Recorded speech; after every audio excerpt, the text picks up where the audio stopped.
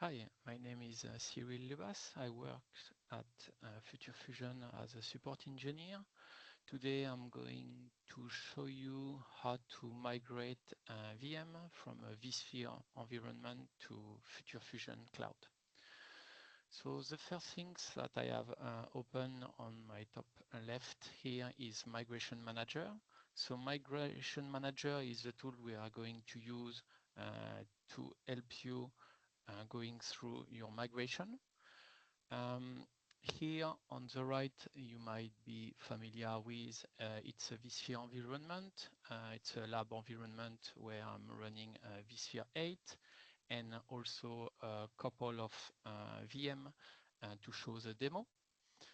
So the first things you are going to do with Migration Manager is going to connect your source. So what is your source? Is basically your vCenter.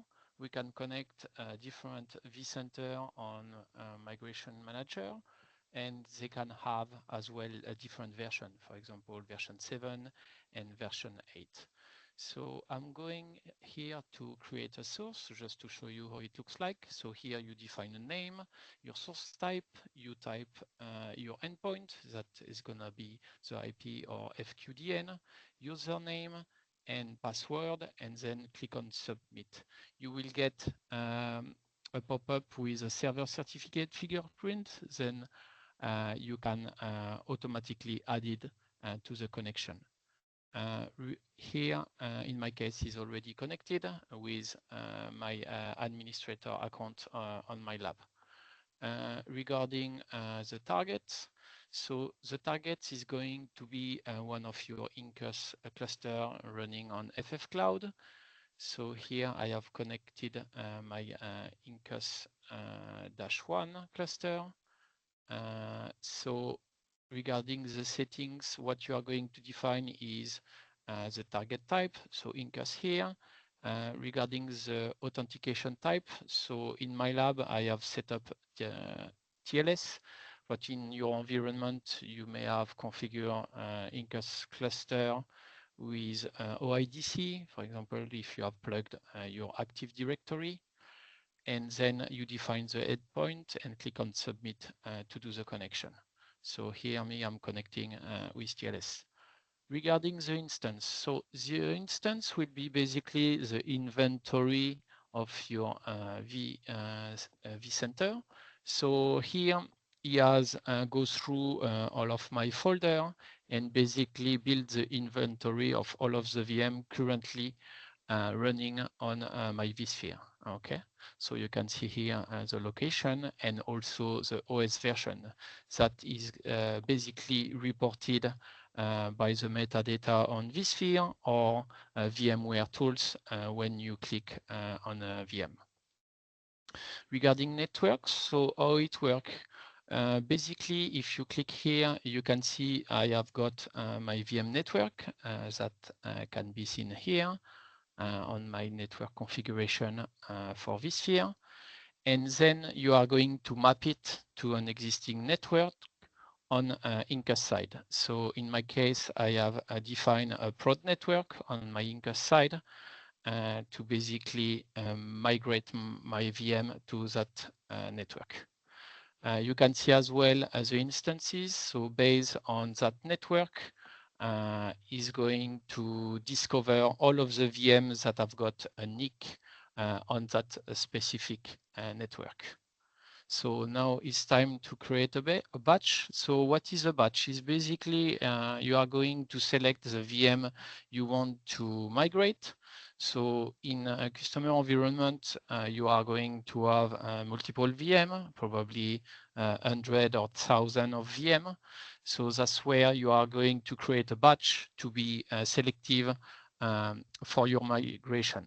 So I'm going to show you here how to create a batch. So basically you define a name, you define the target, so our Incus server, the project that is going to host all of the VM in your Incus, default storage pool, that is the name of your storage pool on Incus side, and then you define an expression. So for example, Here I can do a name match with Windows, for example, and it's going to detect I have 4 VMs that are called with the name Windows. So we have a lot of different way to filter those expressions. One common way is usually to define a name of a folder. So if you have sort by your VM properly in the folder, it's easy for you to have all of your VM gather there. Then you have different options, so that can basically custom some option during the migration. Here, background import, for example, is regarding a CBT feature that we are going to explain later on. And here, the most important is your migration windows. So basically, when you are going to have your downtime. So now I'm going to start. I have created a batch here. So you can see there are 3 different VMs that are here, Debian, Windows, and Ubuntu. Okay. I'm going to start now because it takes a bit of time to migrate the VM, and I'm going to explain the workflow during that migration. So here I'm going to start my batch. So the batch will start, and we are going to see what is going to happen. So I took some notes here. So basically, now we have created the batch, define the maintenance, and set the custom override. What is the override is, for example, you might realize you have a lot of VMs that have been kind of oversized. I mean by that, for example, the end user deployed a VM with 8 CPUs that are never been really used. So it could be a good time for you to downsize this CPU to save some resource. So it's something you can do via those custom override. That is very good because, as you know, is going to have a minimal downtime. And during that downtime, we will take this opportunity to resize properly the VM, for example. Here, so the first thing that is going to happen, as you can see here, is creating a new VM. So here I have opened my Incus, my project default, is going to create our template VM that are going to basically host the data. So it's a VM that is going to connect directly to your vCenter and will basically grab the data from vCenter and place it to a disk that is basically connected to that VM. So how does it work? So as you can see here, all of our VM are currently running. So you don't have any downtime, even if we have started the batch. Why? Because we are going to use this methodology with a snapshot. So you can see from here the recent task. Basically, Incus is going to ask vSphere to take a snapshot. Okay. And then once a snapshot is taken, we are going to import the disk from vSphere to Incus. During that time, your VM is running, you don't have any downtime, and you start transferring the data. Okay.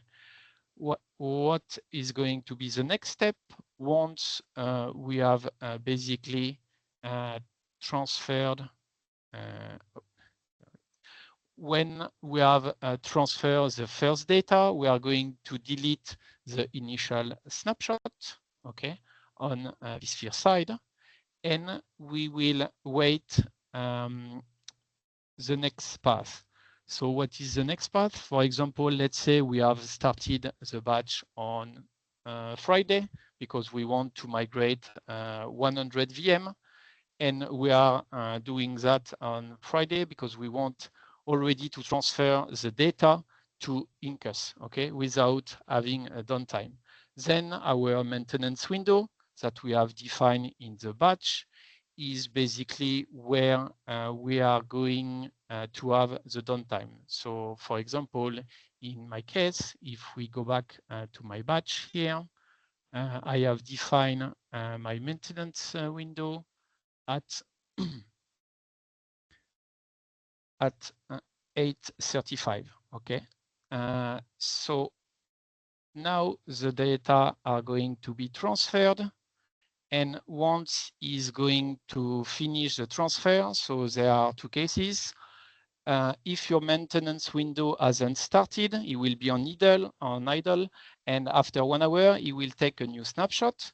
And then what is going to do, because we are going to leverage the CBT feature on vSphere side, we are going to transfer only the delta data since the previous snapshot. So for example, your VM may be 100 gigabytes. We have already transferred those 100 gigabytes during the first import, and that second import disk, you are going to have only the data that have been modified, which is going to be very quick. And then we delete the snapshot. Once we have reached the maintenance windows, so that's where basically the downtime will start if the disk path is finished.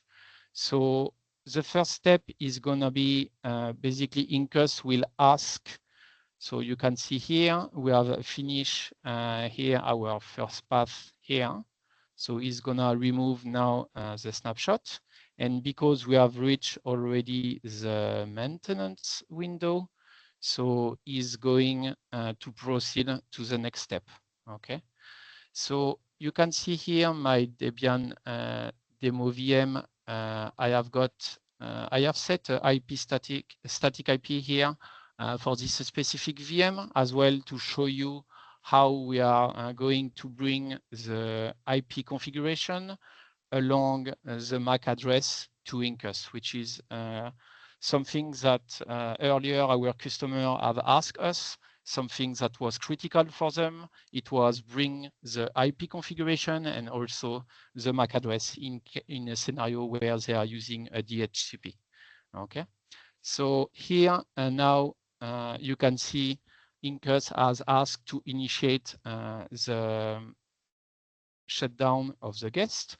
So you can see here it's 8:48. So it's going to take a final snapshot, transfer only the delta from the previous snapshot, and then is where the worker is going to inject the driver specific to the OS running inside the VM, and also it will set any network configuration that has been set inside the OS, and also remove the VMware tool. Okay, so that's basically the steps that is going to do. So during that step, you can see here my VM is still the worker. And what is going to happen at the end of this step is gonna reboot the VM, okay, and to have properly to set properly the CPU spec and memory that have been set to the source VM, okay. So now is rebooting the VM. So now is 8:49. So it's already 1 minute. So the migration has finished. So now my Debian is going to start on my Incus. Okay. So we are going to wait a few seconds. So you can see here, so the base image. So on vSphere side first, you can see now it's completely shut down, and your VM now is running on Incus. So you have got here the IP static that I have shown you before, and also regarding the MAC address here. So if we check now the MAC address, what was the MAC address of my Debian VM here? I will go to network adapter. And here you can see the MAC address here that is matching with there. So that's yeah, quite important, especially you don't need to do a re-IP when you migrate, which is very handy for most of our customers. Regarding the other VM, you can see, so is continuing the migration. So you can see here, we are already in the maintenance window. However, if the disk path is not finished, the VM is not down. So it means here your end user can still access to the VM, okay? Which is very important. So we really shut down the VM once the first, at least one first disk pass has been successfully done, okay? So the second VM, Ubuntu, is going now to inject the drivers and also to set any configuration. So if I go there, so you can see here from the memory, it's still our worker spec, and then it will basically resize properly the VM based on his original spec in terms of CPU and memory and disk and so on. Okay. Okay, so the Ubuntu now is finished. As you can see, the Windows is taking just longer because obviously Windows is usually bigger than other VM in terms of disk space. So here is the latest Microsoft Windows Server 2025. So that's why it's taking a bit of more time here. Okay. In terms of compatibility, so it has been already tested, and also we have seen from our customers they have migrated VMs like Red Hat, like SUSE, and all of a lot of different versions of Microsoft Server. Here I have got some other VM. We can also migrate some very old version of Windows Server because we have seen sometimes in terms of customers, they might have those kind of VM legacies that are still hanging around, and they obviously need to migrate them because they are still on and they are still used. So it's something as well we are able to do. So we can also migrate those kind of old OS that are hanging around on vSphere. Okay, so I will wait a few seconds. Now the Windows is gonna finished.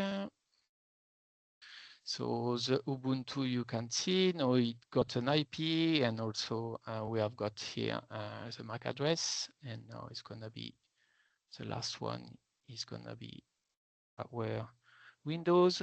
You might see here, so we have artifacts. So artifacts is a place where what we have seen, sometimes there are specific VMs that are made by the vendor, and you may want to upload. Just to give you an example, we had a customer that was using those FortiGate virtual appliance from Fortinet, and basically we were not able to inject our driver as other type of VM because the OS was very locked down. So in that scenario, what engineering came up as a solution, so basically it's gonna allow you here by creating an artifact to upload a specific driver or also OS image. So for example, in the case of the FortiGate, we basically took the FortiGate KVM image, upload it, and then we had a fully supported migrated VM for the customer in terms of support with Fortinet, which was very important, no? Rather than trying to modify any settings inside the VM. Okay. And warnings as well will help you basically to troubleshoot. So here you can see I have got some warnings. So those kind of warning can help you to understand, for example, VMware tools are not enabled, have not been installed, the VM is off, or for example, CBT is not enabled, is something that is going to help you as well to find out if those settings are missing. Okay. And the last things, yeah, so I have talked how we have leveraged the CBT feature, but also is not mandatory. We have a button where we can override, but obviously if you don't have CBT enabled for a very large VM, let's say more than 100 gigabytes, for sure you will need basically to schedule a bit of more Windows maintenance, as you will need to do the full disk space during just before the maintenance window starts. Okay, that's it for now. So I think we should be done now. Yeah, so the window is finished. It has resized, and now we have got as well the IP that is coming. Okay. And here is a preview of the console. That's it. Okay, thank you very much and have a nice day. Bye.